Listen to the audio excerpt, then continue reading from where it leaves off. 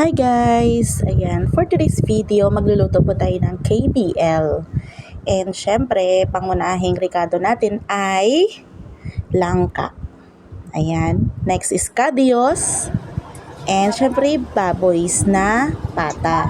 Then we have luya here, sibuyas, kamatis, and bawang. And also yung ating pampaasim. Ang tawag sa amin po niyan ay what do you call this, yung leaves na yan, pampaasim yun guys, no? Labog, yun, labog ang tawag, ito na sa Tagalog. Ayan. So, igigisa na natin ang ang luya. Ayan. So, luya talaga ang pinaka-una-una kong nilalagay. Actually, dapat ang ilalagay ko po dyan ay lemongrass, kaya lang nakalimutan kong bumili. So, syempre, para-paraan tayo, naglagay tayo ng luya. Next is bawang. So, ayan po. Lagay na natin ang bawang. Gisa-gisa, mekos-mekos. Next po dyan ay sibuyas. Ayan, ang sibuyas ko nabili guys is yung maliliit. Maliliit yan siya kasi walang available na malalaki. So, 3 pirasong sibuyas na ganyan. And yung paghiwa ko ay meron pang nahiwang malaki. Ayan, so alisin natin at hiwain muna natin guys, no? Ayan, kunin muna natin at hiwain at ibabalik din po natin yan kasi sayang po yan. So, pandagdag lasa rin po yan. And syempre, mekos-mekos ulit hanggang sa malagay natin, ay maalayos natin ang pagkaluto ng ating mga sangkap. And ako po, pag ganito ang pagluluto, nilalagyan ko po siya ng kamatis. Ayan. Nilalagyan ko po yun ng kamatis. Kasi nagdadagdag po siya ng parang kaunting asim na sa lasa. Asim na lasa, ganon. Ayun. And syempre, para magkaroon ng lasa ang ating ricado, nilalagyan ko po yan ng kaunting asin. Ayan. So, maya-maya lalagyan na po natin yan ng asin. Ayan. At sa panahon na to guys, ay itong mga oras na to ay ako ay nakikinig sa live ni Sissy Melody Avan. Syempre, alam niyo naman, ang kanyang live ay mga oras ng pagluluto. Ayan. So, kadalasan nakabiji-biji tayo dyan. And gusto ko mag-shoutout sa ating team Melody Avan. Ayan, lalong-lalo sa mga avid supporters natin na walang kineme-kineme. Kay Sissy Samo TV. Ayan. Kay Sissy Mives. Kay, of course, kay Sissy Melody Avan. Kay Sissy Mirlet. Ayan. Kay Shinggay. Alam niyo na yan, no? Ayan. Kay Eric Kids. Kay Sam 676. Kay Kuya Sam 676. Kay Onyx Gaming. Kay Sam TV, ayan. So, hindi ko mabanggit, bahala kayo dyan. Sarap lang.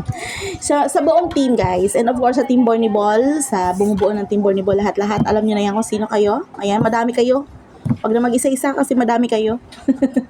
Shoutout sa inyo dyan, sa mga marites out there. Ayan. So, nagluluto tayo, guys, at nilagay ko na ang baboy. And, isasangkot siya natin sa ating ricado. Nilagyan na natin ng asin para ang karne guys habang sinasangkot siya nanonood ang alat para maging malasa. Asin lang, wala pa pong ano yan. And iiwanan ko po yan na pakakatasin natin ng sarili niyang katas. Ayan. And sa part na ito, siya na po ay nagkaroon na ng katas. As you can see, meron na sabaw-sabaw dyan. And naging brown na rin ang ating karne. Ayan. Sa panahon na yan guys, nalaman ko na nagkaroon ng raid ang factory or distributor ng mga meat shop sa Bulacan. Ayan. Kaya alam na lang ko na safe ang aking baboy na binili. And dahil nga nag-brown na yung baboy, nilagay na natin ang ating kadyos. Ayan. Ang English po ng kadyos guys ay pigeon pea. Sa mga hindi nakakaalam. Ayan, ang English po ng kadyos ay pigeon pea. You can check it sa Google. Ayan, you can check it sa Google now guys, no? Ang kadyos po ay isang pigeon pea sa English. Ang langka ay jackfruit. At nilagay ko na nga po yung langka. Ayan, ilagyan ko na rin po yan ng sabaw. Ayan, dahil malambot na po yung baboy. So, pinalambot ko muna yung baboy at saka kasabay ng kadyos.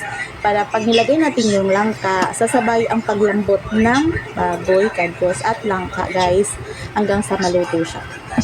Ayan. So, timplado na po yung ating sabaw dyan. No? Siyempre, binibigyan natin ng shortcut ang ating video para hindi kayo mainip. Dahil pag nainip kayo, lalayasan niyo ang aking video. Charot! Ayan, salamat sa inyong panonood dyan. Ayan. I hope na habang pinapanood nyo to ay kayo po ay mga busog na. Ayan, syempre yun naman ang ating dalangin sa araw-araw, tayo ay laging busog. Hindi na baling mapagod, basta busog. Diba guys? Ayun. Ayan, yung busog na hindi ka nagsasakripisyo sa inyong health. Kaya, gulay guys. Yan, mahilig talaga si Inday sa gulay.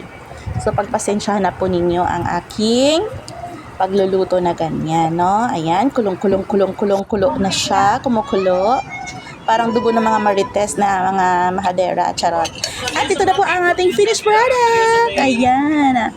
Hindi ko po napakita sa inyo ang paglagay ng labog. Which is, sandali lang naman kasi ilalagay ang labog. Ayan. So, it's sumalambot guys, no? Ayan. At syempre, nag-share na naman tayo sa ating mga marites na kapitbahay. O, kasi ang mga ganyang luto guys ay bihira yan. Dahil bihira po ang kadyos dito sa Manila. Bihirang-bihira po ako. And yung kadyos ko guys ay galing pa yan ng Lemery, Iloilo. So, ayan guys. No? Ayan ang ating finished product. Let's eat. Ayan. Thanks for watching guys. And God bless you all. See you sa mga susunod na video na mamaya na natin. Ayan. Thank you very, very much guys. Ayan. God bless.